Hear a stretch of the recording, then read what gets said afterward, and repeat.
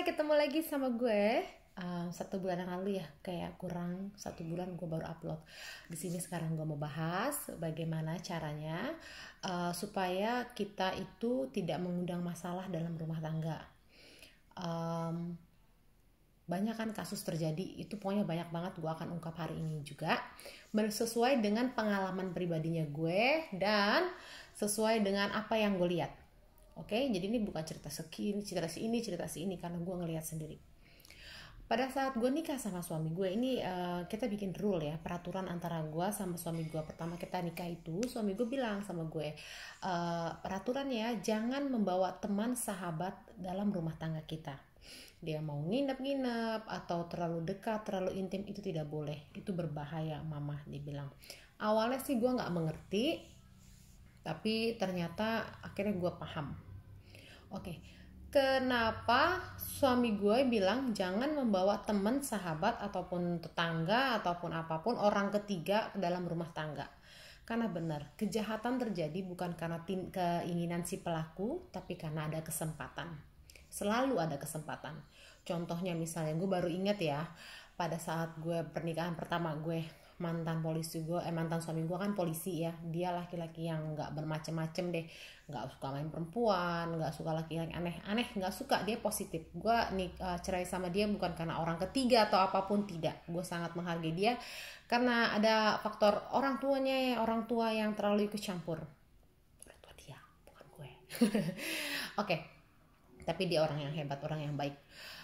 Jadi dulu pembantu gue tuh jauh lebih muda daripada gue. Nah, karena mantan suami gue ini pulangnya kan kadang-kadang siang, karena dia polisi kan ada sip-sipannya, ada jaga malam, jaga siang, jaga pagi gitu kan. Jadi gue lebih sering menghabiskan waktu gue itu pada saat siang itu gue ke toko nyokap gue gitu.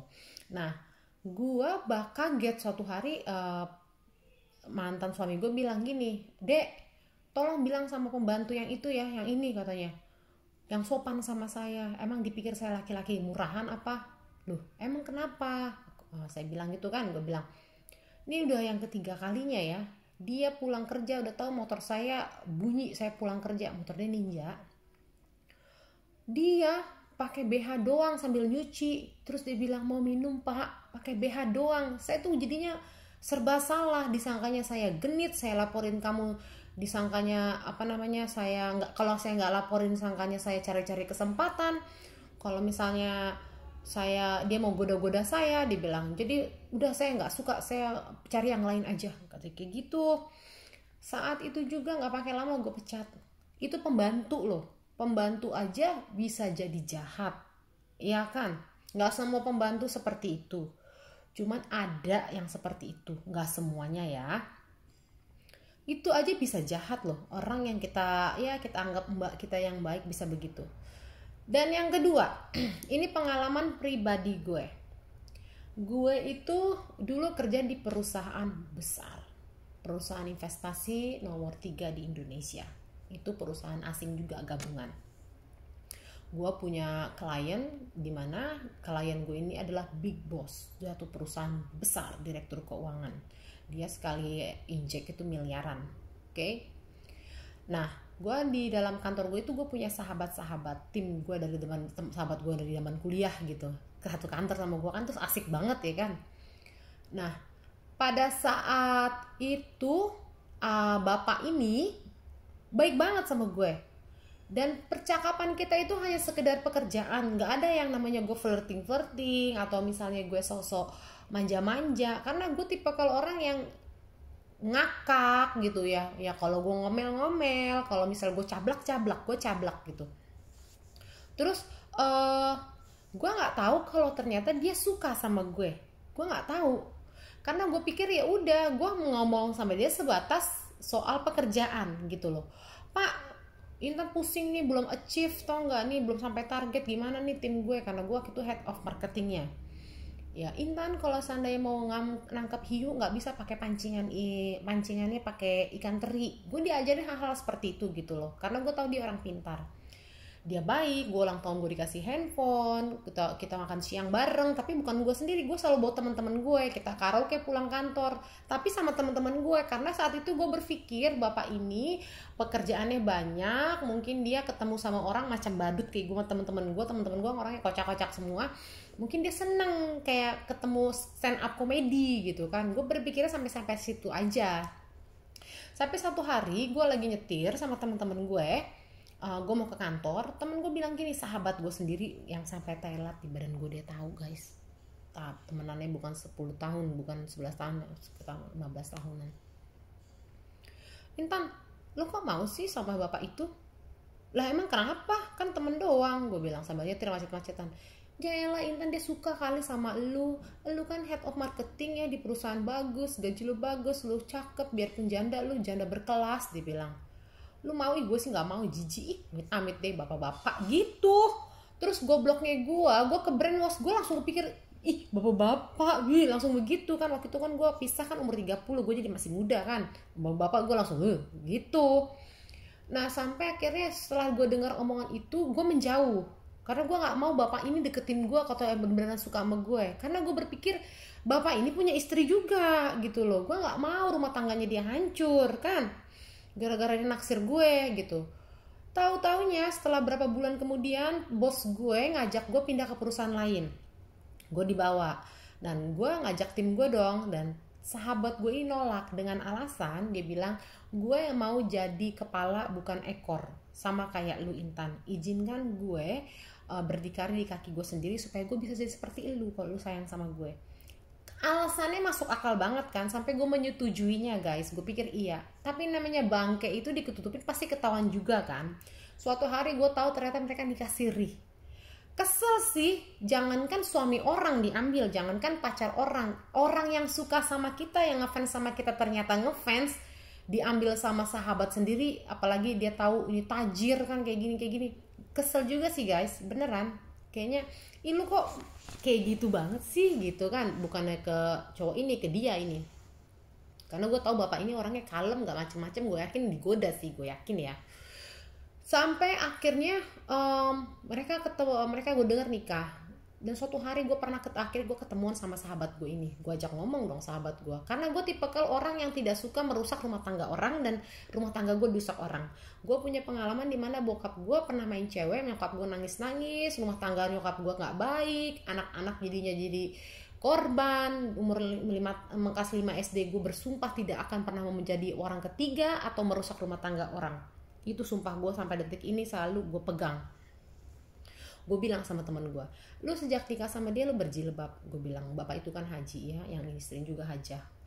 Gue bilang, sekarang gue tanya sama lu, sholat gak setiap hari? Sholat Intan, dia bilang. Dia tahu karakter gue.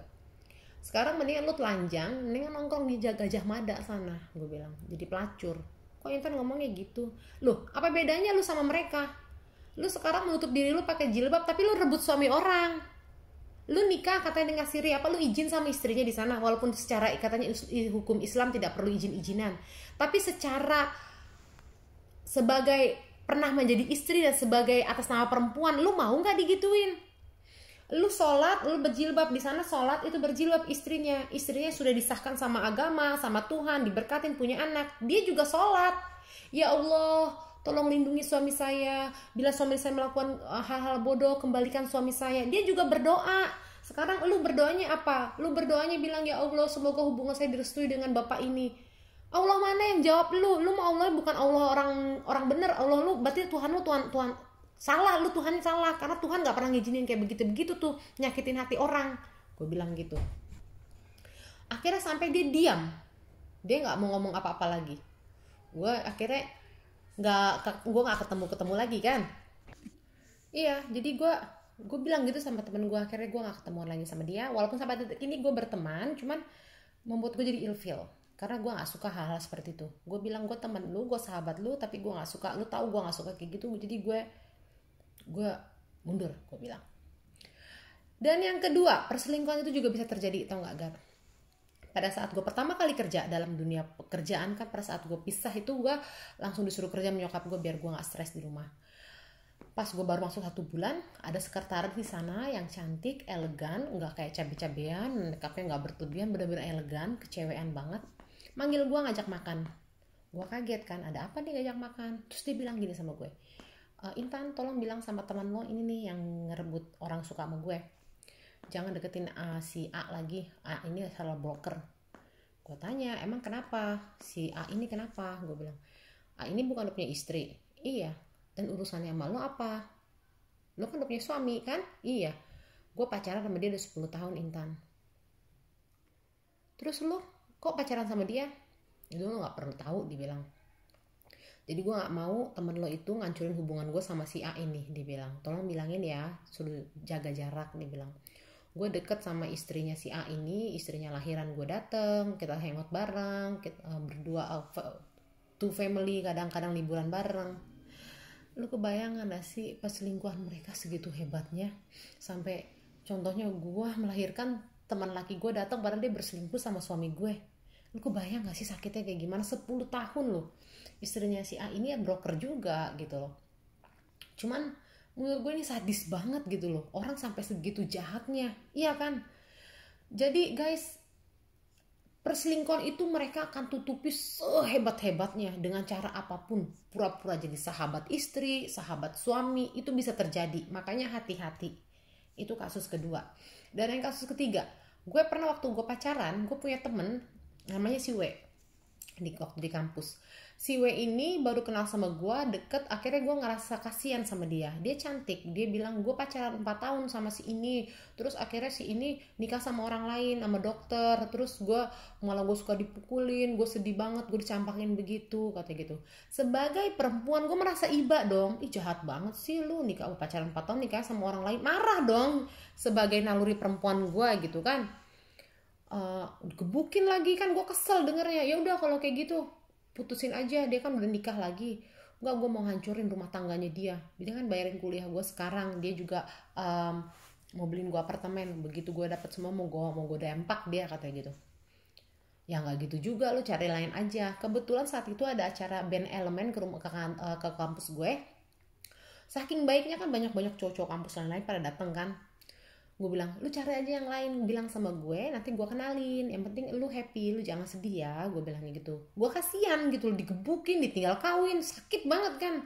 Tahu-taunya nggak lama kemudian pacar gue datang ke acara kampus gue juga, ya kan, mereka kata ngobrol-ngobrol, ketawa-ketawa di kantin begini-begini. Pas gue kencing ke toilet, rupanya mungkin ganti nomor mereka, tukeran nomor handphone.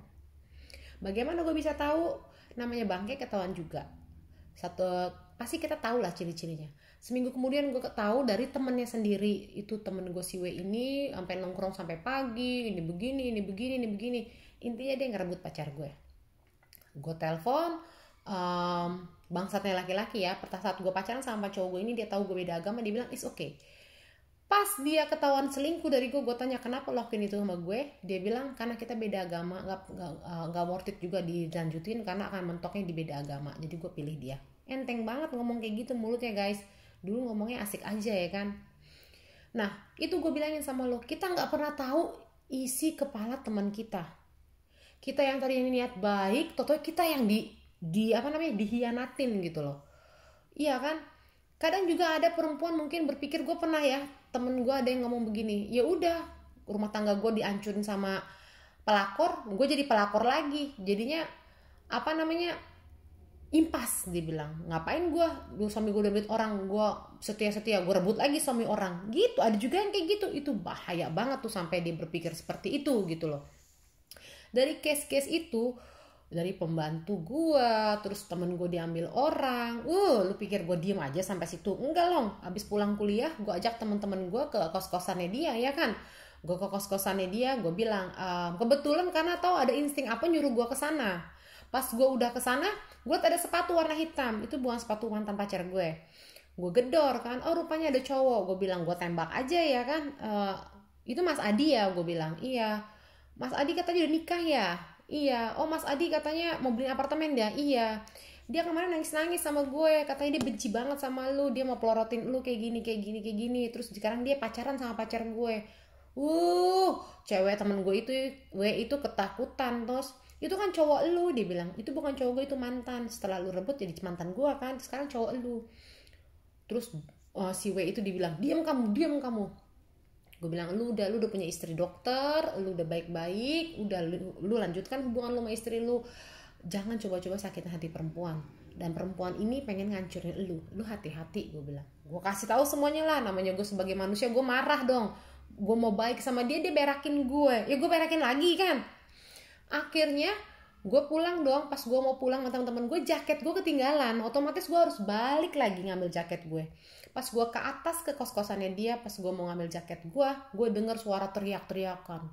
Kamu begini, dimaki-maki. Kayak cowoknya tuh kayak mukul entah tembok, entah dia yang dipukul, gue gak ngerti. Gue cuma ngambil jaket gue bilang, sorry jaket gue ketinggalan. Oh iya Intan, langsung gue pulang. Kesel gue kan, dalam hati gue rasain lo. Makanya lo kalau misalnya gak mau diginiin lo jangan macem-macem sama orang kan gue dibilang orang ada sisi baiknya ada sisi jahatnya. Kalau dijahatin dia bisa jadi monster kan. Nah itulah guys, gue bilang kita, bener kata laki gue, jangan bawa-bawa temen gue. Satu lagi, ini kasus terjadi, bener-bener terjadi ya. Temen gue ini anaknya asik, pasangan temen, jadi mereka teman kuliah gue, mereka dari kuliah tuh pacarannya asik banget gitu loh, bukan asik yang cium-ciuman, bukan, asik banget kayak friend banget, hubungan mereka pacaran lama banget, bertahun-tahun. Sampai akhirnya dia tuh pernah curhat sama gue, ceweknya temen gue, cowoknya juga temen gue, sama-sama temen gue, mereka berdua ini. Dia curhat sampai di mana gue aduh gak bisa napas, sesek banget hati gue, nangis temen gue. Iya kenapa? Iya gue punya teman Intan, teman kita berdua katanya gitu, sekarang nongkrong bareng, makan bareng, touring bareng, apa bareng gitu kan. Gue nggak tahu ternyata temen gue ini selingkuh sama laki gue, dibilang. Lah lu tau dari mana? Namanya bangke ketahuan juga guys. Pada saat cewek ada datang main ke rumahnya mereka, dia tiba-tiba mau kencing nih cewek, bilang pegang sebentar takut handphone gue basah.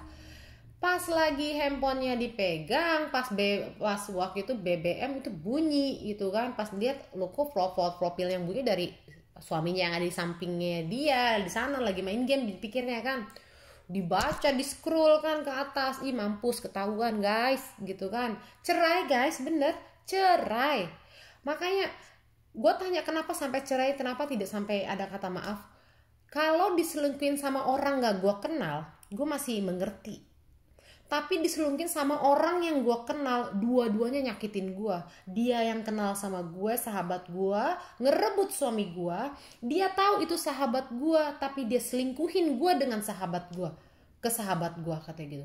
Itu sakitnya double. Emang iya sakit double, pantesan namanya sakit hati banget ya kan. Sakit hati lah, gebetan aja bukan gebetan, orang yang ngefans aja sama kita sakit ya, kesel gitu kan, fans kita berkurang gitu kan. Waktu zaman masih muda.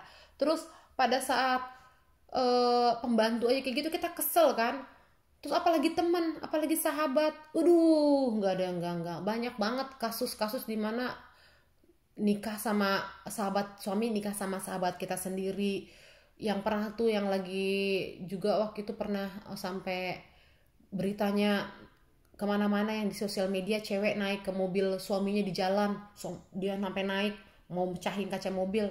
Dia tahu ternyata sahabatnya di situ, ini apa namanya, bawa sahabat dia, pacar suaminya sama sahabatnya di dalam mobil. Itu bisa terjadi di mana-mana.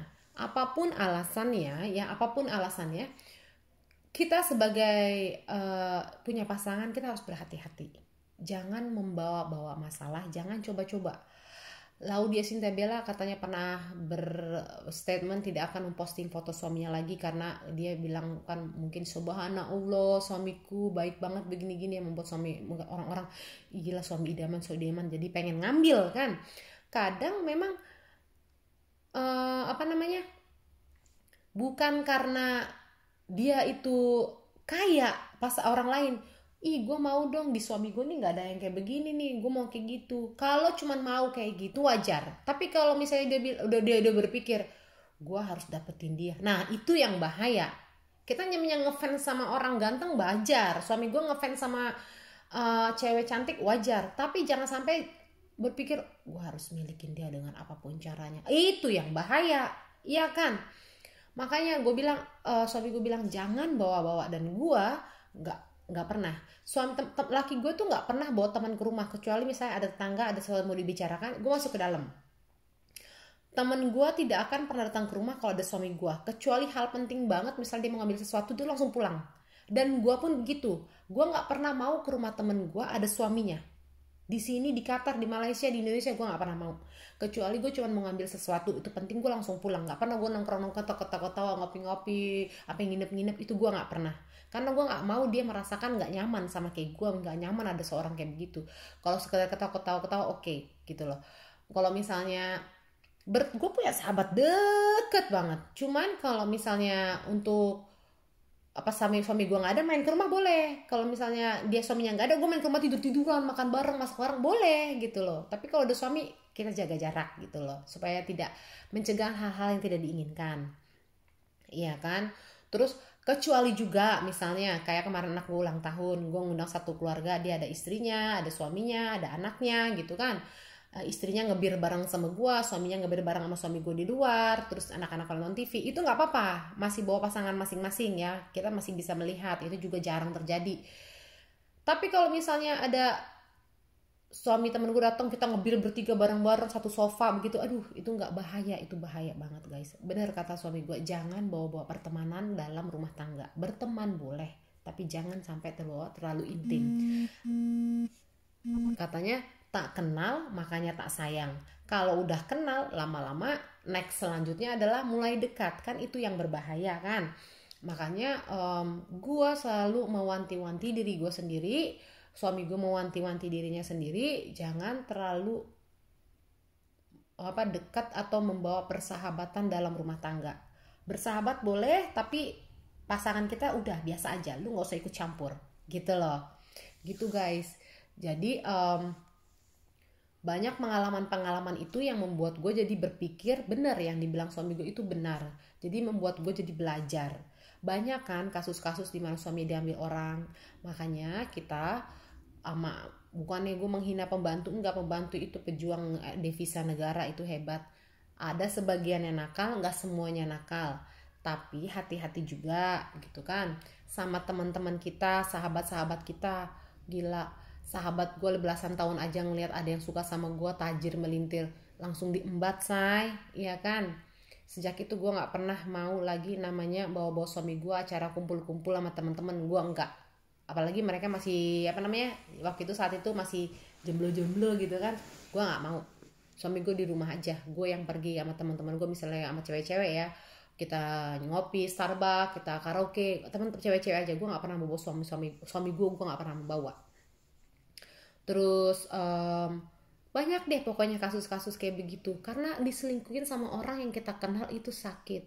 Jadi kita harus hati-hati. Rambut boleh sama hitam, pesan bokap gue ya, rambut boleh sama hitam, hati orang nggak ada yang tahu. Itu pesan dari bokap gue, almarhum bokap gue. Pesan dari suami gue, jangan dengar apa yang mereka katakan, tapi lihat apa yang mereka lakukan. Pesan dari suami gue. Makanya jangan terlalu percaya sama media sosial. Ih gila rumah tangganya begini nih, begini. Itu kan lo kalau denger, lo belum melihat gitu. Kalau lo melihat, lo lihat, oh anaknya sehat-sehat, oh rumah tangganya bagus, itu kelihatan dari perilakunya gitu. Itu baru lo bisa melihat, oh iya bener apa yang dikatakan itu terbukti gitu. Jadi guys, jangan melihat rumput tetangga lebih hijau sampai kita ingin terinspirasi. Gue pengen jadi seperti dia, atau gue pengen memiliki, coba jadi suami gue ya, pasti gue tajir seperti dia, kayak begini. Jadi mulai flirting ke tetangga. Jangan coba-coba ya, itu berbahaya. Jangan memulai kalau tidak mau kebakar ya, jangan main api kalau tidak mau kebakar gitu. Jadi ya itu pesan gue. Rumah tangga apapun permasalahannya, kalau masih bisa selesaikan. Kalau butuh orang sharing, boleh sharing ke sahabat, cuman jangan, ya lo tau lah mana sahabat yang bener-bener baik sama lu, sahabat yang bener-bener pure, atau sahabat yang bener-bener nganggap kita bersahabat, atau sahabat ternyata di belakangnya dia ada rasa sirik sama kita gitu, yang bertopeng sahabat gitu kan. Kita hati-hati juga, itu bahaya juga gitu loh. Mendingan curhatnya ya sama saudara kita, misalnya abang atau kakak ya kan. Itu sih lebih baik. Sama orang tua juga mendingan kita curhat sama orang tua, sama sahabat lihat-lihat gitu. Gitu aja, karena setiap permasalahan rumah tangga pasti ada permasalahan lah, gue yakin. Permasalahan udah banyak, belum pelakor yang di kantor, belum pelakor yang di sini, belum pelakor yang di sana. Gak usah ditambah-tambah lagi, pusing. Makanya cara meminimaliskan kesetresan ya udah jangan bawa-bawa teman dalam rumah tangga. Dan masalah kasus suamimu macam-macam di luar sana ada pelakor lain atau kayak gimana, itu urusan lain. Intinya kita udah meminimaliskan ketakutan kita untuk tidak menginvite masalah ke dalam rumah tangga.